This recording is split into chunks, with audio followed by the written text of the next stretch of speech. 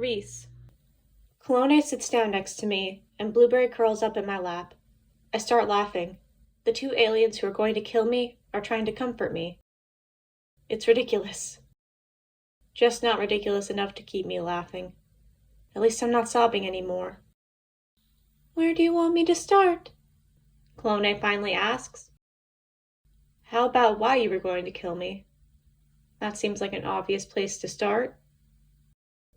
The main responsibility of an Outlier is to acquire and prepare sacrifices, Clone explains.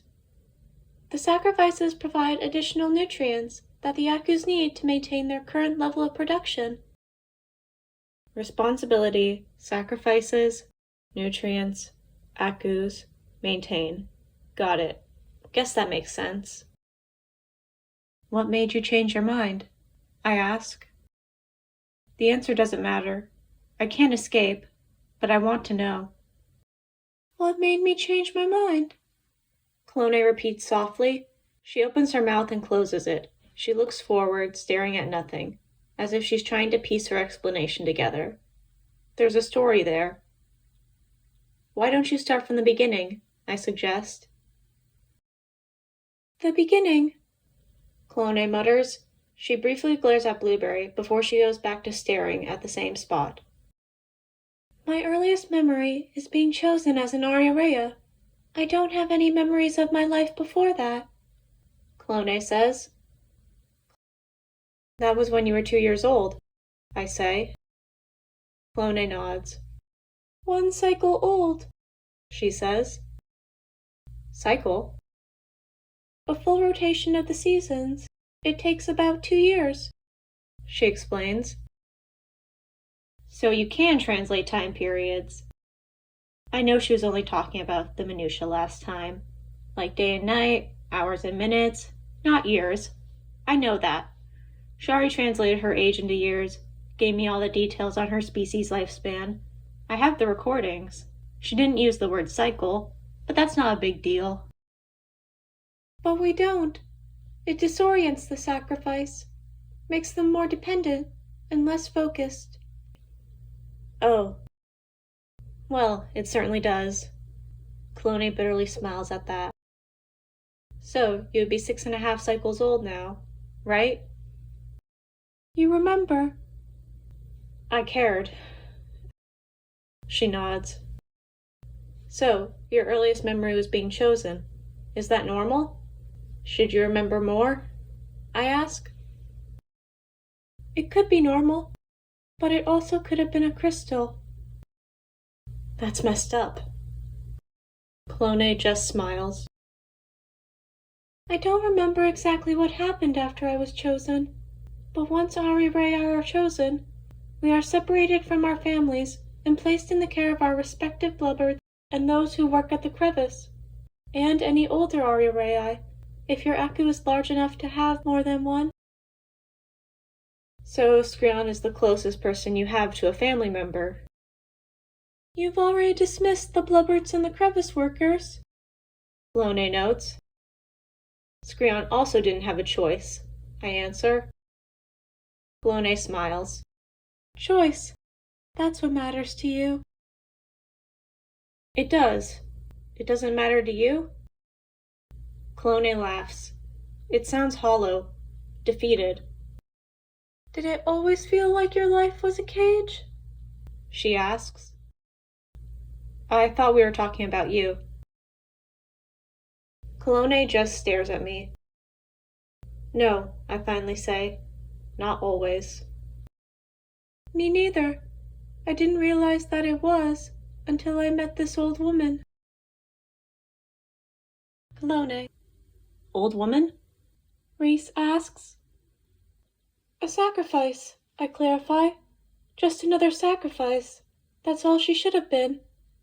But she wasn't. But she wasn't, I admit. Why wasn't she? Reese asks. How can she sound so calm when she just fell apart? She's still trying to make sure you're okay, even when she clearly isn't, when she has no reason to. Self-preservation. You don't need to be okay for her to survive. You just need to be functioning. Kind, isn't she? Clone. Reese says. Why wasn't she? Someone doesn't like me. She's glaring at you. Yes.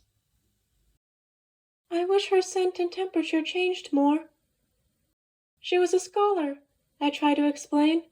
One of the easiest types of sacrifices to collect. Perfectly manageable if you follow the protocol. The protocol drilled into you since you were 1 cycle old. There shouldn't have been a problem. Reese nods. Okay, she finally says. That sounds easy. But she focused on the crystals, which shouldn't have been a problem, I say. It shouldn't have. It really shouldn't have. But she kept talking to me. Clone, she said. Well, she called you a different name. You have to see this. Well, you probably already have, but it's incredible. She kept asking me questions. Clone, is it possible to combine these crystals? Have your people already done it? Or your little friend's kind, I suppose? She kept trying to befriend me. So, what do you do for fun? You're young. You can't just work all the time. And her enthusiasm was infectious. Nothing. You need a hobby. There's more to life than working. Much more. Trust me. Why not join me in my studies? These crystals, they're amazing. And then? Are you going to finally tell me what these crystals do? And then she screamed. She probably couldn't comprehend what was happening to her in her final moments. That must have frustrated her more than dying. If you say so. Most creatures just don't want to die. Reese. Clone closes her eyes. She was sacrificed, she finishes. There was no other way the story could end. What was her name? Clone smiles. I'd tell you her name, but it's likely you wouldn't be able to comprehend it. We alter our vocal mechanisms and communication methods to accommodate each sacrifice. I reach up and rub my throat. It feels dry. You altered your physiology to trick me. Clone nods. You could communicate with, I say, could kill a lot more species than I thought. We're only allowed to procure life forms that our blubberds instruct us to. This ensures that we don't sacrifice blubberds or certain species allied with them. Only certain ones. I turn to Blueberry. What's the difference between the allies you kill and the ones you don't? I don't know. I'm on Pagos to avoid the blubberds who make those decisions. Right, I mutter. Of course the blubberds would kill their allies. Humans kill their allies back on Earth all the time. The only sentient life forms I've met who don't kill their allies are the Ari ladies. They have world peace after all. A world peace built on sacrifices they kill using gifts from their gods. People really think these fluff balls are a gift from your gods with all the sacrifices? Do they even know what you're doing? Of course the people know. They help with the preparations, Clone says. Why wouldn't they think they were a gift from the gods? I was under the impression that you all thought Fetus was amazing. All the text I've seen so far indicates that your people think Fetus is benevolent. I wouldn't expect a blubbert from a benevolent god.